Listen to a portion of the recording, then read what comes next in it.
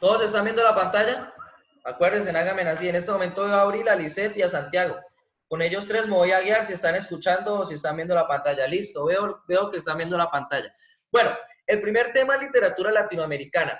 Este tema, pues, digamos que es el que más nos debe importar a nosotros entre toda la literatura, porque usted hace parte de Latinoamérica. Si usted no conoce de literatura latinoamericana, pues usted está muy mal. Está bien que de pronto usted no sepa de literatura alemana, que usted no sepa de literatura, pero si usted no sabe de su literatura, ahí sí va a estar muy mal presente para un futuro de pronto que usted viaje o que alguien de alguna manera le nombre un autor y usted no tenga ni idea de quién es. Y eso les va a pasar, créanme que es muy recurrente. ¿Qué es lo que está pasando antes de que los autores latinoamericanos comiencen a escribir? O ya están escribiendo, pero ¿qué es lo que está pasando? Pues el mundo está en una gran tensión, como lo vemos acá, ¿sí? Y es que en el siglo XX, las últimas décadas, se dieron muchas guerras en el mundo y esto va a afectar a los escritores de la literatura latinoamericana. Entonces, vemos que está la guerra de Vietnam, que es la primera guerra. ¿Qué es lo otro que es importante de esto que les menciono de las guerras? ¿Y por qué es tan importante saberlo? Porque gracias a las guerras, nosotros en Latinoamérica empezamos a conocer otras formas de política. Y esas formas de política son las que van a escribir los escritores de la literatura latinoamericana. Valga la redundancia, ¿sí? Entonces, se está dando una tensión en el mundo, la guerra de Vietnam. Ay, perdón, chicos. Chicos, algunos de pronto pueden intervenir en la pantalla, les pido el favor que no lo hagan, ¿listo? Entonces, se está dando la guerra de Vietnam, el mundo está en tensión, está en guerra, ¿sí?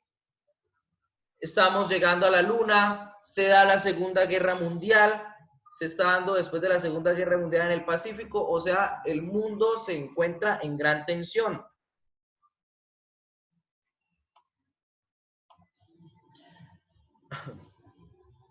Entonces, repito, Estados Unidos, si ustedes lo ven acá, el 11 de septiembre, si alguno de ustedes lo alcanzó a vivir o a conocer o ver, el 11 de septiembre, 2 aviones se estrellan contra las Torres Gemelas desde Irak, o sea, el mundo está peleando de lado a lado y todo esto es por imponer de alguna manera un sistema político. La caída del muro de Berlín, que para los que ustedes no saben, pues acá como lo dicen, la Alemania comunista y la Alemania capitalista estaba dividida, como si Colombia estuviera dividido por una muralla entre los de izquierda y los de derecha, y no nos pudiéramos ver. Entonces, la caída del muro de Berlín es algo muy importante para el mundo porque fue el primer símbolo en que la gente empezó a hacer sus golpes de Estado, ¿sí? O sea, empezó a luchar en contra del gobierno sin importar sistemas políticos, y entonces el muro de Berlín por eso es tan importante en el mundo, porque dividía a Alemania en dos y lo tumbaron y ya, listo, derribaron esa frontera que existía. Y obviamente el desarrollo de las redes de información también se están dando entre los años, la década de los 70, ya se está dando el desarrollo, entre los años 60 se está dando también el desarrollo de los medios de comunicación. Y en los 70 los hippies. ¿Qué era el movimiento hippie? Un grupo de personas que no creía precisamente en todas estas ideologías de socialista, capitalista, izquierda, derecha, en fin, que existían en el mundo, no quería estar con ellos, entonces decidieron hacer un grupo, un movimiento que tenía una ideología pacífica, o sea, cero guerras. Pues cómo no, si todo el mundo estaba en guerra, todo el mundo estaba en guerra. Y ahí también nacieron las subculturas urbanas, como lo vemos acá. Sus papás de seguro algunos vistieron así, de pronto algunos. ¿Por qué? Porque estas fotos o esta imagen que hay acá de los años 60 y 70, entonces lo más seguro es que algunos de sus papás tuvieron estas pintas. El rap, este es el rock que nace en los 70, en los 60, el rock que de alguna manera hoy día también escuchamos. El rap es una subcultura. ¿Sí? Y nacen otras subculturas entonces que ustedes, como la emo, que fue de su época, en fin, nacen otras culturas entonces en el mundo. Eso es lo que está pasando por ahora. Entonces, primero, repito, guerras en el mundo por ideologías políticas. Dos, la misma sociedad se está encargando de que esas ideologías se venzan, como lo vimos con el muro de Berlín. Y entonces hay una promesa que le hacen a la gente y es que es comunismo y capitalismo. Gobiernos de izquierda, gobiernos de derecha están peleando, pero hubo un momento en Latinoamérica muy importante. Estados Unidos está en guerra con Vietnam, Estados Unidos está en guerra con Irak, Estados Unidos con su, digamos, monopolio está llegando a todas las partes del mundo y empieza en Latinoamérica a tomar los gobiernos de izquierda el poder. Entonces, como lo vemos acá, la tensión entre comunismo y capitalismo en las que se sumía el mundo durante la década de los 70 también afectó el desarrollo social y político en Latinoamérica. En esta época, varios gobiernos de izquierda asumieron el poder en los países latinoamericanos y, aunque la llegada de una ideología socialista parecía una esperanza que permitía creer en el pueblo, que el pueblo superaría las condiciones de pobreza y desigualdad en las que se encontraba, pronto un sector de la sociedad vio en el socialismo una amenaza que debía combatir. ¿Qué pasa con esto? ¿Qué es lo que nos está diciendo el libro? Los gobiernos de izquierda empezaron a tomar el poder, pero también querían combatirlos. ¿Quiénes lo combatían? Eran, de alguna manera fue muy cómico, lo combatían también las guerrillas. Las guerrillas nacieron justo en esta época y en esta etapa. En Colombia, en los años 60, nace la guerrilla. Antes de los años 60, Cuba, el Che Guevara, por si de pronto ustedes lo han escuchado, estaba luchando. En Argentina también, en Chile con Perón, con un montón de políticos que más adelante vamos a ver. Estas figuras van a aparecer más adelante en la literatura latinoamericana. Todo esto que les explico es porque esto más adelante va a ser parte de la literatura latinoamericana. ¿Listo? Bueno, continúo. Bueno, entonces, acá empieza. Noviembre de 1956, años 60, Ernesto El Che Guevara y Fidel Castro crean la Revolución Cubana, o sea, tumban al presidente. La Revolución Cubana es cuando, las revoluciones en Latinoamérica es cuando empiezan a tumbar a todos los presidentes electos de esa época, que pues no eran ni tan electos tampoco, ¿sí? La Revolución Cubana entonces va a ser un primer acercamiento de aquella fuerza y lucha de los pueblos, ¿sí? ¿Esto qué hizo? Pues que también la Unión Soviética, o sea, Rusia, se uniera al Che Guevara y así nacen grandes potencias que hoy día todavía existen. Rusia hoy día todavía es aliado de muchos países en Latinoamérica y un caso de ellos es Venezuela, ¿no? Que lo vamos a ver más acá más adelante, ¿sí? Pero bueno, vamos con esto y voy a ir con Leonidas Trujillo en República Dominicana. Leonidas Trujillo fue uno de los mayores dictador que existió en Latinoamérica. Profe, ¿qué es un dictador? Voy a ponerlo porque hasta lo googleé muy normal para que ustedes supieran qué es un dictador. Esto va a ser un término importante. ¿Por qué? Porque sobre el dictador es que van a escribir la literatura latinoamericana. El dictador va a ser la figura preponderante de cómo nace el boom latinoamericano y la literatura latinoamericana. Entonces, de tomada de la RAE, régimen político, régimen político en el que una sola persona gobierna con un poder total sin someterse a ningún tipo de limitaciones y con la facultad de promulgar y modificar leyes a su voluntad. Entonces, ¿qué es el dictador? Es la persona que hace lo que quiere en su gobierno. ¿Mira la cámara? ¿Está mirando mi cámara? ¿Listo?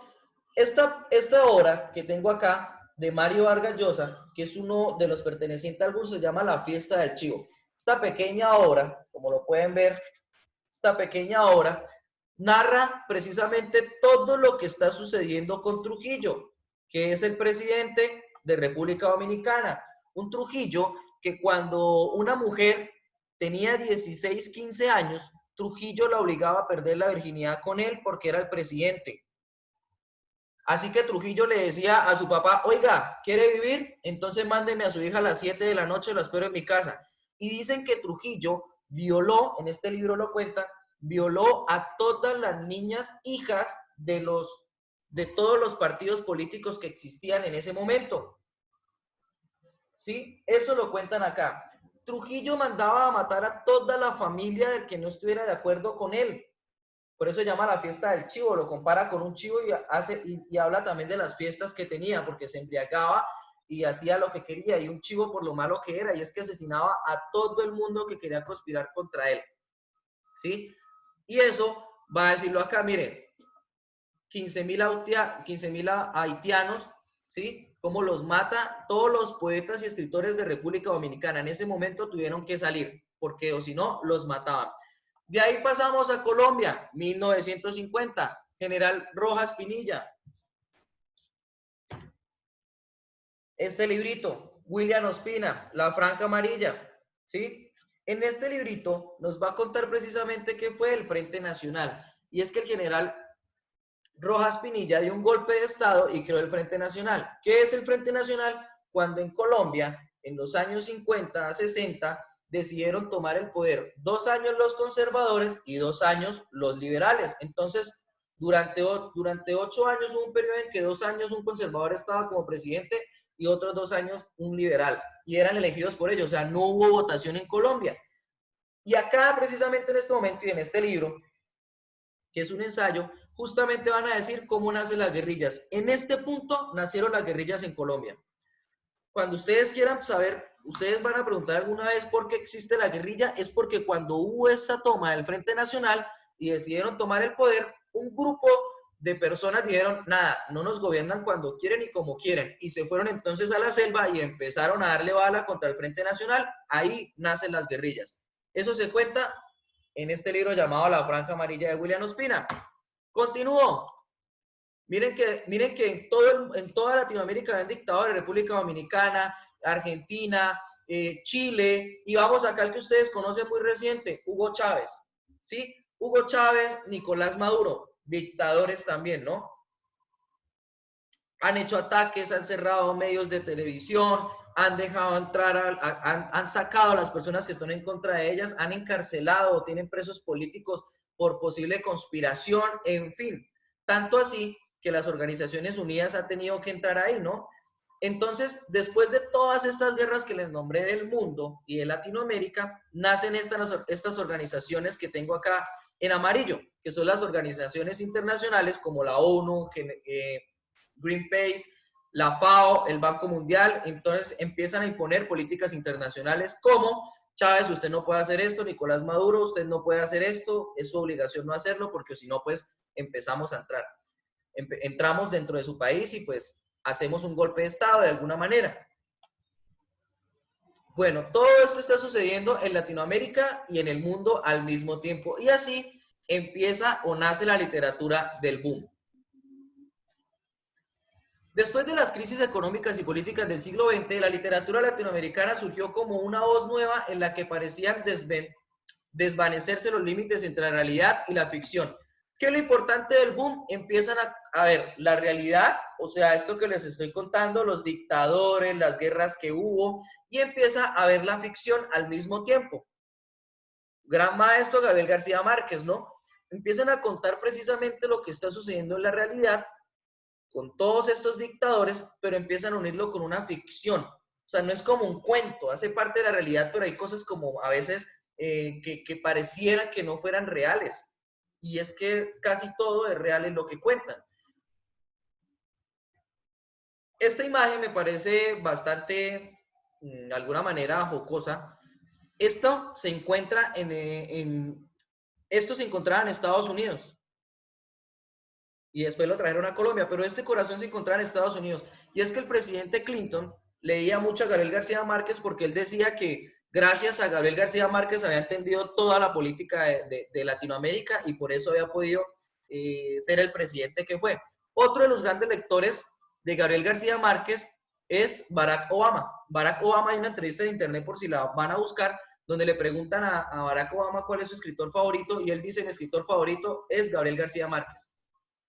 A lo que les quiero llegar es, el boom latinoamericano es o fue tan importante que hasta los presidentes en todo el mundo y muchos escritores dicen que Gabriel García Márquez y demás son sus escritores preferidos y con los que entienden muchas cosas de Latinoamérica. O sea, por eso es que lo tienen que saber. Por eso es que cuando nosotros nos vamos a Gabriel García Márquez no es solamente porque escribió cosas bonitas, no, sino que dentro de sus escritos habían profundidad o hubo profundidad. Sí, homenaje a Gabriel García Márquez, ahora está en Cartagena por si algún día van a Cartagena.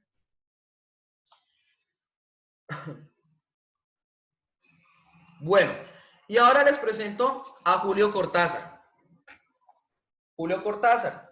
Esos son mis libros personales acá que les estoy mostrando. Una de las obras más famosas de Julio Cortázar es Bestiario, que es una reunión de cuentos que él hace. Julio Cortázar vivió en Francia, vivió casi toda su vida en Francia y esto fue por la dictadura. Bueno, es otra característica primordial del boom latinoamericano. Todos los escritores del boom latinoamericano no vivían en el país donde habían nacido, perdón, de donde eran de alguna manera ellos. ¿Por qué? Porque la dictadura los había sacado. Entonces muchas personas cuando uno les dice Gabriel García Márquez, lo primero que dicen, no, pero es que vivió en México, no quiere a Colombia, es que Gabriel García Márquez de alguna manera no hizo nada por Colombia, pues créanme que hizo mucho. Uno, la costa caribe en el mundo se conoce gracias a la literatura de Gabriel García Márquez. Dos, fue expulsado de Colombia por tener ideas en contra del gobierno. Él no quiso ir de Colombia. Lo que pasa es que él propuso ideas al presidente y el presidente lo sacó de Colombia a patadas y por eso se fue para México. Tres, Gabriel García Márquez y Rodolfo Ginás, que Rodolfo Ginás aún vive, que es el doctor en neuropsicología más importante en el mundo, que es colombiano, los dos se unieron y le entregaron un plan de educación al presidente Pastrana, y el presidente Pastrana les dijo, no, no lo voy a aceptar. O sea, el mejor escritor del mundo y el mejor neurocientífico del mundo le entregaron un plan de educación para mejorar precisamente esto que hoy día vivimos. ¿Y qué les dijeron? No. Por eso también Gabriel García Márquez se fue. Por eso también se fue Manuel Elkin Patarroyo. Manuel Elkin Patarroyo le dijo al presidente Uribe, le dijo, quiero montar un centro de investigación en todos los colegios para que los estudiantes sepan qué es investigar. Y le dijeron, no. Y le dijeron, no, no hay dinero para eso. Entonces se fue. Perdón. Entonces se fue. Nos quedan 10 minutos y de pronto se nos corta la clase. Entonces, él es Julio Cortázar, nacido en Argentina, pero pues la mayoría de su tiempo todo escribió en Francia. Quiero que alguien me lea y le voy a abrir a Abril Molina porque la tengo acá. Abril Molina, comiénzame a leer esto. Si puede hoy, mejor.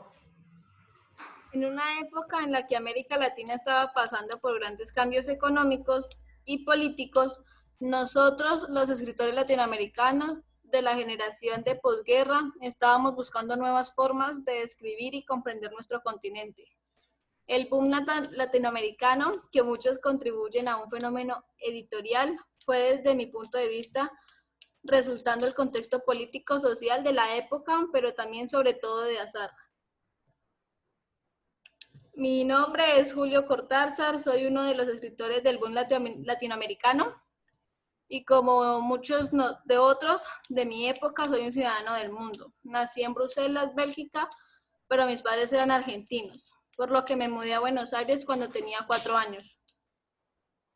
Nací a comienzos del siglo XX, justo cuando estalló la Primera Guerra Mundial, y durante toda mi vida fui testigo de grandes cambios en el mundo. Gracias a que viví viajando entre Europa y América, pude identificar las diferencias con las que el viejo continente y el continente suramericano enfrentaron los retos de la globalización y la industrialización. En este contexto surgió el boom a finales de la década de 1950.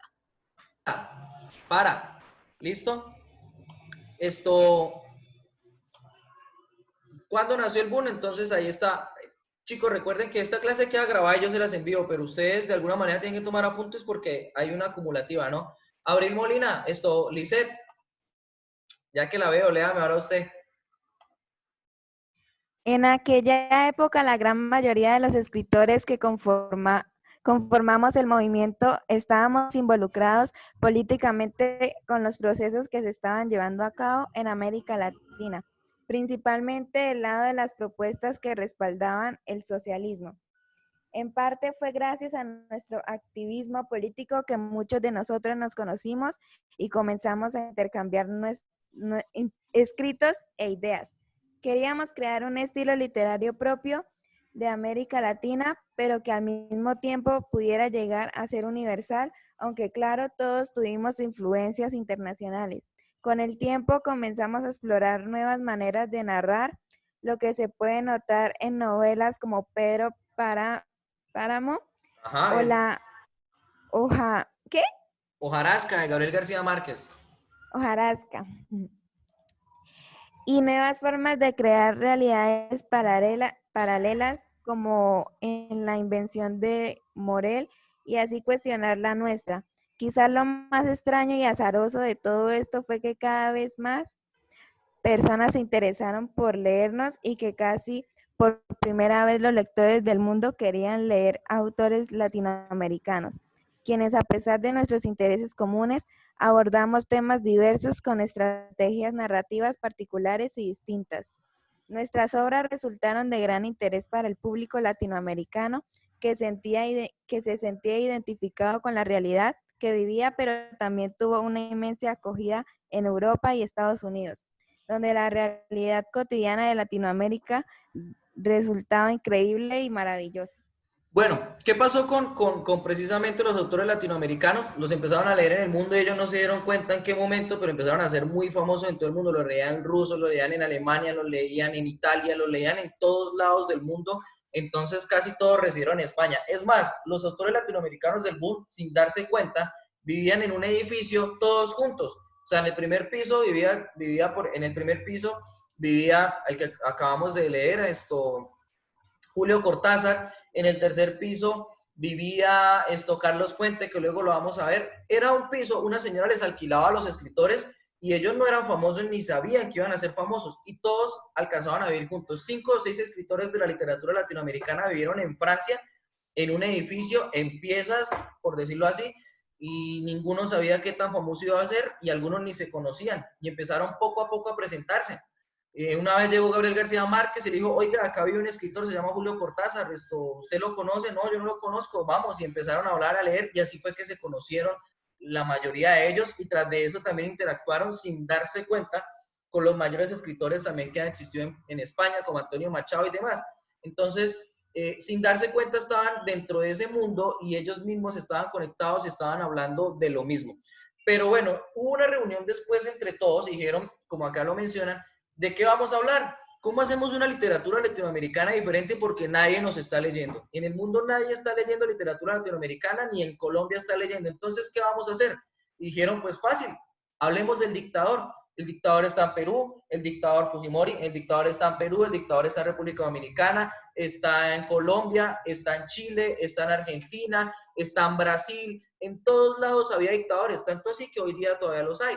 Y podemos verlo en Venezuela. Entonces, al haber dictadores en Latinoamérica y en Europa no, porque en Europa estaban luchando por el capitalismo y el socialismo y demás, ellos estaban luchando, pero no estaban teniendo esa figura de dictador aún, ellos decidieron hablar sobre el dictador.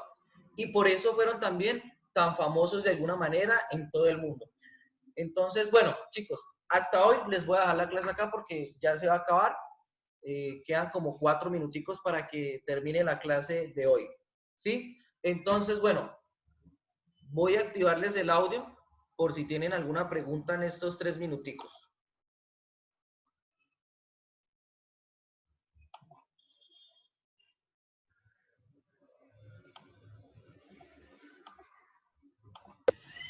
¿Listo?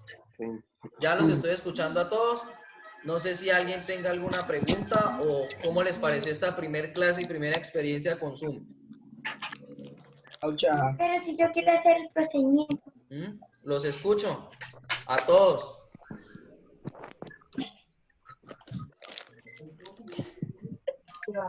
Los escucho.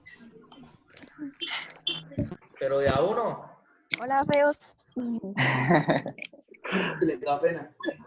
¿Sí?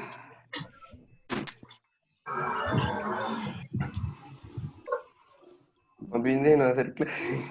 Chicos, ¿alguna pregunta? No, ninguna pregunta.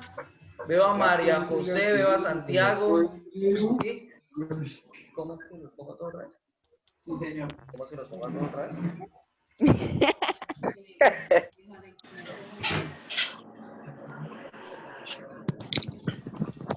Listo, ahora sí los vuelvo a ver a todos. Bueno, nos queda poco tiempo. Me alegró verlos otra vez. De pronto en algún momento se para el chat, puede ser. Repito, ¿alguna pregunta? No. ¿Sí? Diego, Jonathan, Laura, Fabio, María Camila, Nicolás. Los estoy viendo. Mira, opine. ¿Sí? No tienen preguntas. O sea que si yo hago una pregunta ahorita al azar antes de que se acabe, me la responden.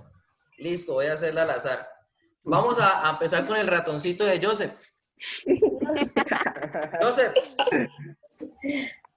Oh, porque si yo digo Joseph y Joseph no me responde, pues entonces yo le Ya se va a acabar la clase. No importa. Joseph, ¿quién fue Julio Cortázar? Rápido.